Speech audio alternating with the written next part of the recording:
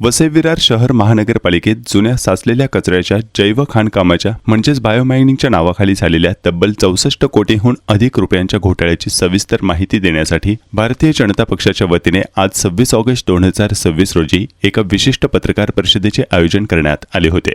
विरोधी पक्षनेते मनोज पाटील, जिल्हाध्यक्ष प्रज्ञा पाटील यांच्या प्रमुख उपस्थितीत नालासोपारा पश्चिम येथील भाजपा कार्यालयामध्ये दुपारी 12 वाजता ही पत्रकार परिषद पार पडली। यापूर्वी महासभेत घोटाळ्याला वाचा फोडल्यानंतर पीठासीन अधिकारी तथा महापौरांनी चौकशीचे निर्देश दिले होते। सातत्यपूर्ण पाठपुरावा करत विरोधी पक्षनेते मनोज पाटील यांनी आता या प्रकरणी संबंधित ठेकेदार, सल्लागार आणि अधिकाऱ्यांवर तत्काळ गुन्हे दाखल करण्याची आक्रमक मागणी केली आहे। महापालिका घनकचरा विभागाने डिसेंबर 2023 मध्ये Sai utility contractor private limited Nalasopara पूर्व या कंपनीला 13 लाख टन जुना कचरा प्रक्रिया करण्यासाठी 835 रुपये प्रति टन या दराने काम देण्यात आले होते।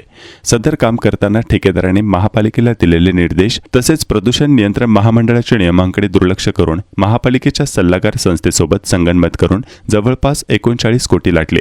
कंत्राटदाराने महापालिकेला दिलेल्या होमवेल्ट या तपासणी संस्थेच्या तपासणी अहवालात एप्रिल 2024 रोजी कचऱ्याची घनता 340 किलो प्रति घनमीटर होती। ती नैसर्गिकरित्या वाढवून 16 जानेवारी 2026 रोजी 840 किलो प्रति घनमीटर झाली। नैसर्गिकरित्या पाऊस व उन्हामुळे जैविक अभिक्रिया होऊन कचरा जागेवरच खाली बसलेला असतानाही कमी झालेल्या नैसर्गिक आकारमानाची तब्बल 39 कोटी रुपयांची बिले ठेकेदाराने सल्लागाराच्या मार्फत प्रमाणित करून लाटली आहेत।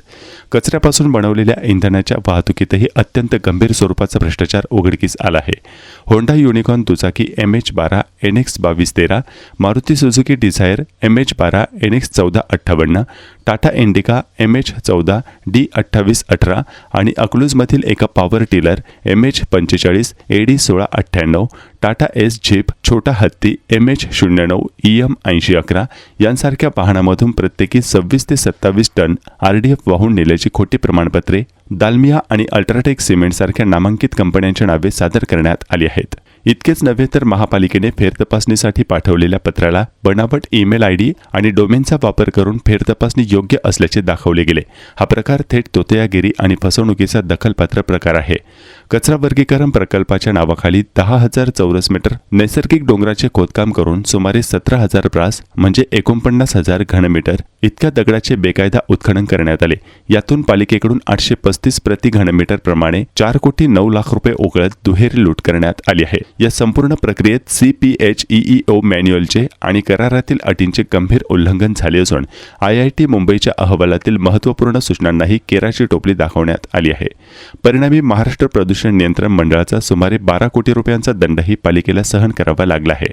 त्यासोबत पत्रकार परिषदेत पुराव्यांसह सविस्तर माहिती देताना सन 2015 ते 2017 मधील सॅटेलाइट सिटी अंतर्गत केंद्र व राज्य सरकारच्या 90% अनुदानातून सुरू झालेला खिलारी इन्फ्रास्ट्रक्चर प्रायव्हेट लिमिटेड या कंपनीला देण्यात आलेला वैज्ञानिक भूभराव प्रकल्प कोणतीही प्रक्रिया न करता तब्बल 24 कोटी 62 लाख रुपयांची देयके अदा करून मोठा अपहार करण्यात आला, ज्यावर कॅगनेही 24 कोटी 64 लाख रुपये पूर्णपणे वाया गेल्याचा ठपका ठेवला आहे। यासोबत मे 2017 मध्ये IIT पवईने दिलेल्या आपल्या तृतीय पक्ष परीक्षण अहवालात अनेक गंभीर त्रुटी नोंदवल्या होत्या, ज्यावर कोणतीही कार्यवाही केली नाही। तसेच प्रदूषण नियंत्रण मंडळाची परवानगी घेतली नाही, ज्यामुळे पुढे जाऊन प्रदूषण नियंत्रण मंडळ व हरित लवादाने प्रतिमाह 20 लाख रुपयांचा दंड आकारला आहे। त्यासोबत पर्यावरण हानीबाबत गंभीर ताशेरे ओढण्यात आले होते। या सर्व गैरप्रकारामुळे महापालिकेचे एकूण 64 कोटींपेक्षा जास्त नुकसान झाले। या प्रकरणी भारतीय न्याय संहितेच्या कलम 61, 314, 316, 318, 319 आणि 336 अन्वये आणि भ्रष्टाचार प्रतिबंध कायद्याअंतर्गत ठेकेदार, तांत्रिक सल्लागार, संबंधित पालिका अधिकारी आणि बनावट प्रमाणपत्रे देणारे कंपनी अधिकाऱ्यांवर तत्काळ FIR दाखल करावा अशी ठाम मागणी भारतीय जनता पक्षाने केली आहे। तसेच आतापर्यंत दिलेल्या सर्व रकमेचे फॉरेन्सिक लेखापरीक्षण करून खोट्या देयकांमधील रक्कम तत्काळ वसूल करावी, अन्यथा तीव्र आंदोलन छेडण्यात येईल असा कडक इशाराही देण्यात आला आहे। की आम्हाला जी त्याच्यामध्ये कसं आहे की ह्या आपलं जे काही लिगसी वेस्ट असेल किंवा आपला जो कचरा आहे हा कचऱ्यावरती प्रक्रिया करताना त्याच्यातनं काही गोष्टी अशा असतात म्हणजे प्लास्टिक होत नाही, त्यामुळे हे वेगळं करण्यासाठी त्यांना एक MRF material recovery facility plant बनवावा लागतो आणि या प्लांटसाठी साधारणतः 5.5 एकर जागा त्यांना गरजेची होती।